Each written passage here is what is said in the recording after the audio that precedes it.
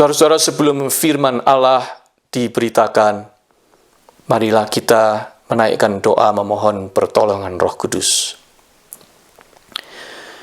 Bapa di surga, betapa kami bersyukur. Tuhan kami Yesus Kristus itulah firman Allah yang hidup. Dan Alkitab itulah firman Allah yang tertulis dan diwariskan kepada kami. Dan firman Allah itu diberitakan tiap-tiap kali dalam ibadah-ibadah seperti ini. Kami datang kepadamu agar hati kami dibantu untuk mempersiapkan diri oleh pekerjaan Roh-Mu, sehingga kami dapat mengerti firman Allah yang agung dan mulia itu dengan akal budi yang terbatas. Ya Tuhan, kami mohon di dalam Roh-Mu yang kudus, Engkau berkarya dan Engkau membuat kami sanggup memahami, menangkap pesan dari firman Tuhan yang diberitakan, dikomunikasikan. Biarlah hubungan kami dengan Allah menjadi hidup karena firman Allah memberi kami asupan makanan rohani. Kami menyambut firman-Mu dengan rasa syukur di dalam nama Tuhan Yesus Kristus. Amin.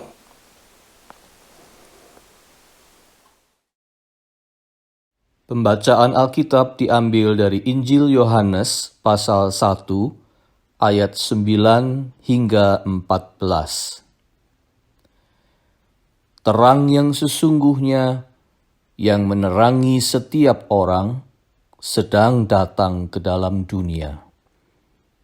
Ia telah ada di dalam dunia dan dunia dijadikan olehnya, tetapi dunia tidak mengenalnya. Ia datang kepada milik kepunyaannya, tetapi orang-orang kepunyaannya itu tidak menerimanya. Tetapi semua orang yang menerimanya, diberinya kuasa supaya menjadi anak-anak Allah, yaitu mereka yang percaya dalam namanya. Orang-orang yang diperanakkan bukan dari darah atau dari daging, bukan pula secara jasmani oleh keinginan seorang laki-laki, melainkan dari Allah.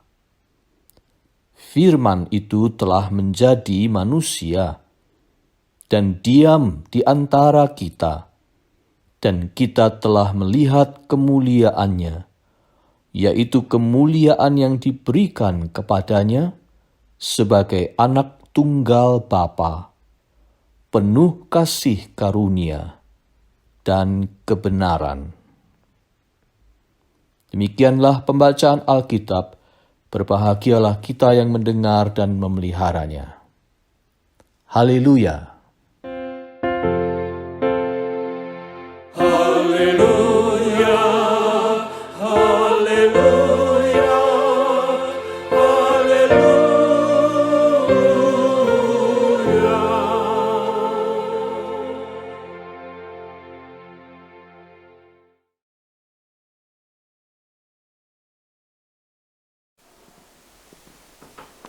Saudara-saudara, rangkaian tema pagar-pagar kebenaran telah berakhir sampai di hari ini.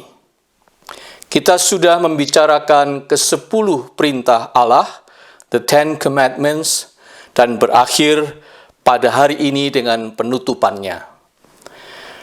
Pada akhirnya harus dikatakan bahwa di balik semua perintah-perintah Tuhan itu, terdapat sebuah kebenaran, yaitu tentang relasi. Seperti yang diringkaskan oleh Tuhan Yesus sendiri menjadi hukum kasih dalam Matius 22 ayat 37 sampai 39 yang kita sudah bicarakan minggu lalu. Relasi kita dengan Allah dan relasi kita dengan sesama manusia. Itulah yang memberi jiwa bagi penerapan hukum-hukum Tuhan. Relasi. Saudara-saudara, seberapa pentingnyakah relasi itu dalam kehidupan kita?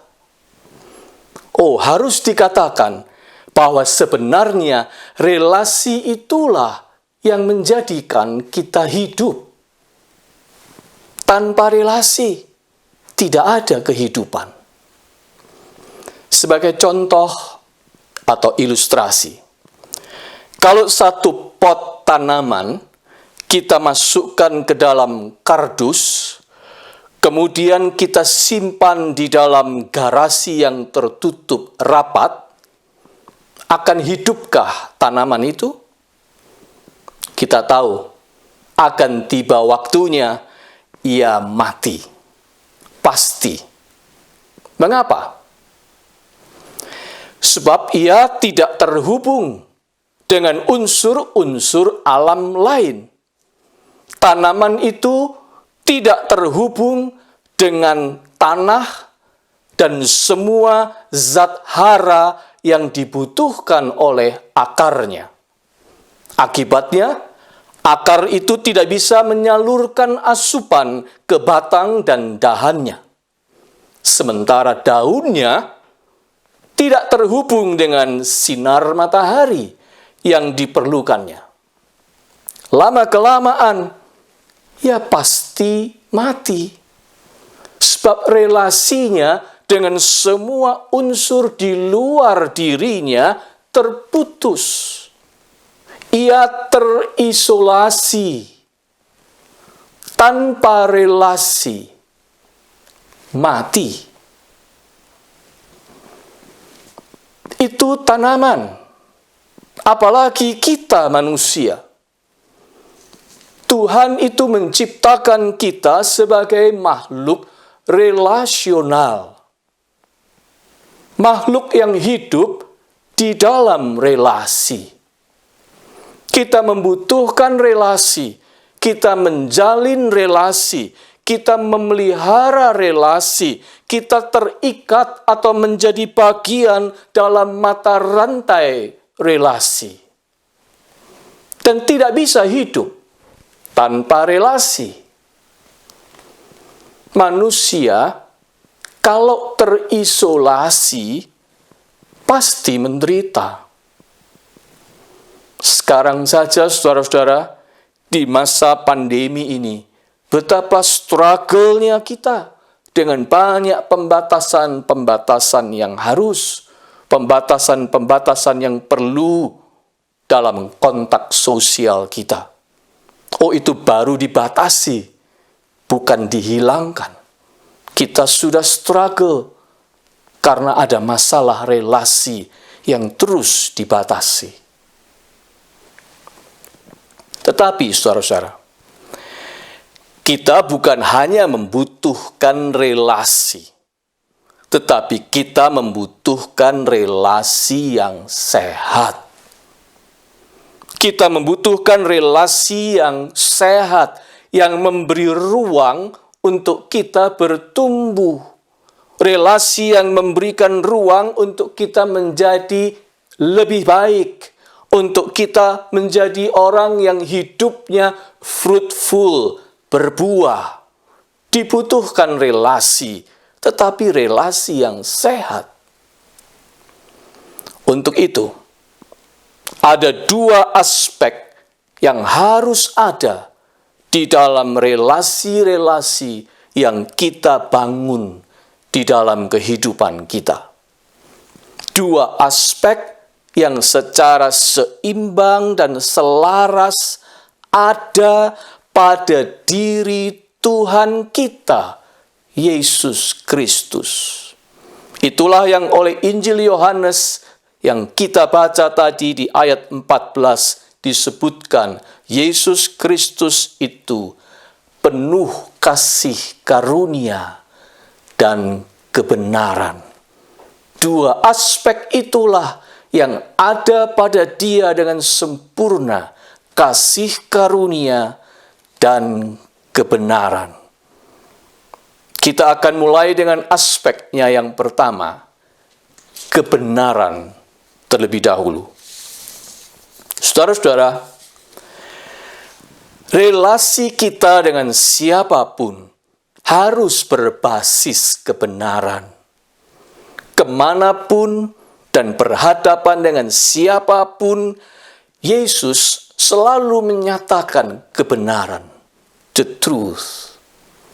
Baik kebenaran tentang siapa dirinya, maupun kebenaran tentang kenyataan di sekitarnya. Bahkan dia mendeklarasikan dirinya, I am the truth. Akulah kebenaran. Yohanes 14 ayat 6. Yesus Kristus itu kebenaran.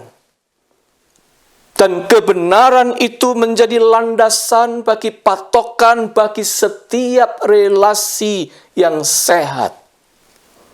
Tanpa kebenaran, relasi itu pasti akan rapuh dan palsu. Kebenaran tentang siapa kita? Kebenaran tentang nilai dan batasan mana salah dan mana benar. Kebenaran tentang ini tanggung jawabku, itu tanggung jawabmu. Kebenaran tentang yang ini boleh dan yang itu tidak boleh atau jangan. Harus tegas, harus jelas, harus terang. Orang Jawa bilang padang. Oleh karena itu Yohanes menyebut di dalam Yohanes 1 ayat 9, Yesus itu terang yang sesungguhnya yang sedang datang ke dalam dunia. Terang itu terang kebenaran. Dia datang membawa kebenaran dan menerangi semua relasi. Saudara-saudara, kita tidak bisa membangun relasi dalam gelap-gelapan. Kita tidak bisa membangun relasi dengan menutupi atau menyembunyikan diri di balik topeng-topeng yang menipu. Tidak bisa.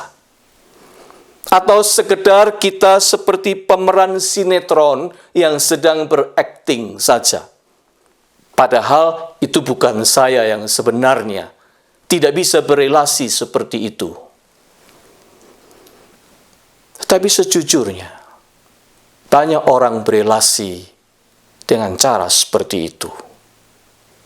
Bisa karena pengalaman pahit kita di masa silam, bisa oleh karena takut ditolak, bisa oleh karena mau memberi kesan tertentu yang dimaui, bisa oleh karena punya agenda tersembunyi di baliknya, maka orang bukan menampilkan dirinya yang asli, tetapi berakting.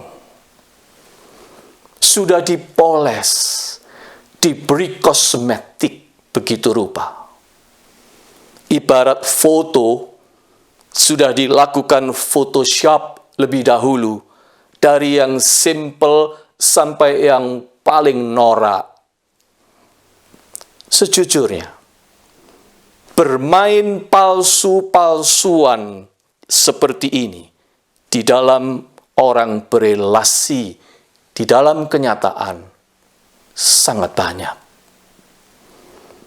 Entah disadari atau tidak, kebenaran terus disembunyikan atau dimanipulasikan, diganti dengan kebohongan, diganti dengan tiru-tiruan, diganti dengan tipu daya. Tapi sampai berapa lama bisa bertahan relasi yang palsu seperti itu? Tidak heran saudara-saudara, banyak relasi dalam kehidupan ini rapuh dan mudah rubuh. Mengapa? Karena tidak beralaskan pada kebenaran. Atau ada orang yang hanya membangun relasi tetapi tidak tegas dengan pagar-pagarnya.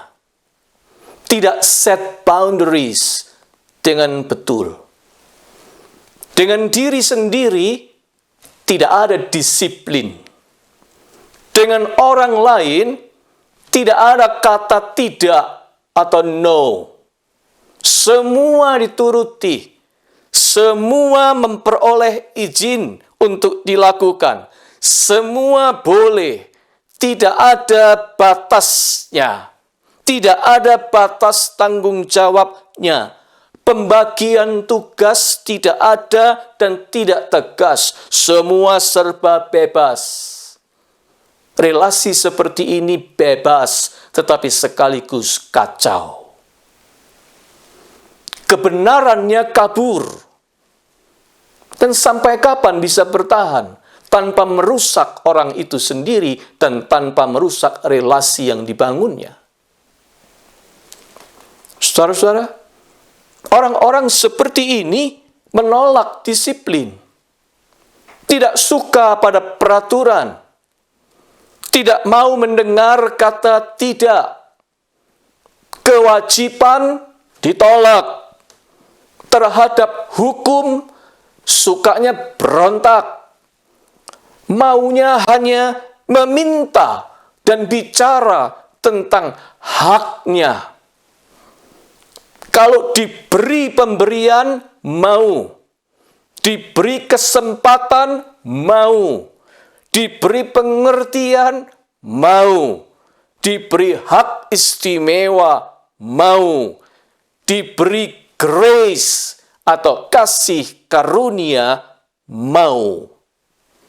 Padahal grace atau kasih karunia tanpa truth, kebenaran, cuma akan melahirkan kebebasan yang liar, kebebasan yang tanpa tanggung jawab. Sekarang kita bicara aspek yang kedua. Grace, kasih karunia. Saudara-saudara, kasih karunia itu apa? Kasih karunia itu adalah pemberian yang sebenarnya kita tidak berhak. Kita tidak patut untuk menerimanya, tetapi diberikan kepada kita anyway.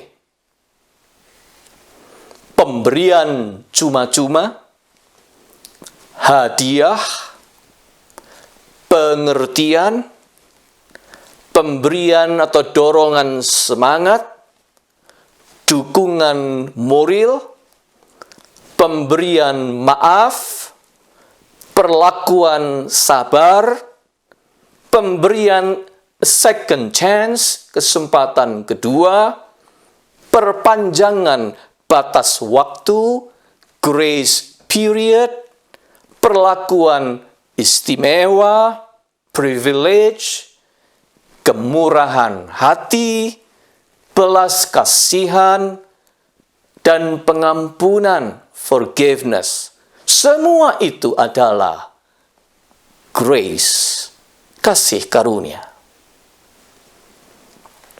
Semua relasi memang harus dibangun di atas truth, seperti poin yang pertama tadi, kebenaran. Tetapi saudara-saudara, sifat kebenaran adalah tidak kenal kompromi. Kebenaran itu selalu tegas. Salah adalah salah. Bengkok adalah bengkok. Kotor adalah kotor. Dosa adalah dosa. Sesat adalah sesat. Itulah sifat kebenaran. Tegas, tanpa kompromi. Dan semuanya punya konsekuensi. Kebenaran memberi buah. Ketidakbenaran menyediakan upah. Semua berkonsekuensi. Penghakimannya tegas. Hukumannya pun jelas. Padahal kita tahu manusia itu adalah makhluk yang berdosa. Kita ini orang berdosa. We are sinners. Dan kita hidup di dalam dunia yang berdosa. It's a broken world. Dunia yang sudah rusak. Apabila kita hanya berelasi berdasarkan kebenaran, kita hanya akan terus menemui kekesalan, kemarahan, kekecewaan, kegagalan, penghakiman yang tak kenal ampun, rasa bersalah yang melumpuhkan, dan sekaligus kemunafikan yang memuakkan. Itu kalau kita membangun relasi hanya beralaskan kebenaran. Sebab kebenaran itu memang tidak kenal kompromi. Tegas. Ketika diperhadapkan pada kasus perempuan yang berzina, yang terancam untuk dirajam batu oleh para pemuka agama Yahudi, bagaimanakah sikap Yesus pada waktu itu? Hukum Taurat is hukum Taurat. Hukum Taurat itu benar dan menegaskan kebenaran. Berzina adalah dosa, pelanggaran terhadap hukum Taurat itu. Jelas. Tetapi juga jelas bagi Tuhan Yesus, siapakah manusia yang tidak berdosa?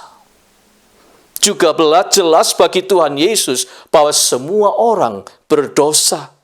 Mungkin dia tidak melakukan perbuatan zina, tetapi bibit keinginannya ada.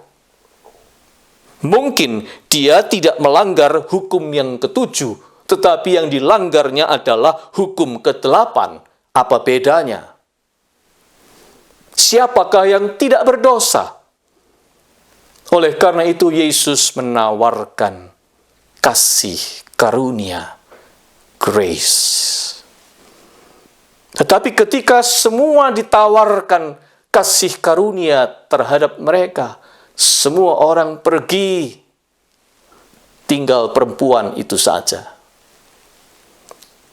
Apa kata Tuhan Yesus kepada perempuan berdosa itu? Aku pun tidak menghukum engkau. Pergilah, dan jangan berbuat dosa lagi mulai dari sekarang. Yohanes 8 ayat yang ke-11.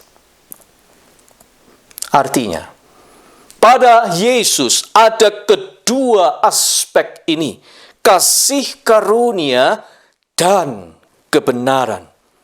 Dia melepaskan pengampunan atas perempuan itu, grace.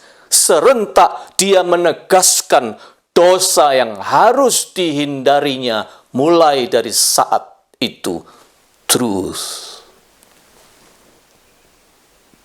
Saudara-saudara, kasih karunia dan kebenaran, keduanya memang harus selalu berpasangan. Keduanya itu merupakan keseimbangan yang mutlak ada. Kebenaran saja tanpa grace akan menjadi penghakiman yang keji, tuntutan yang tak berperasaan, ucapan-ucapan keras tanpa pengertian.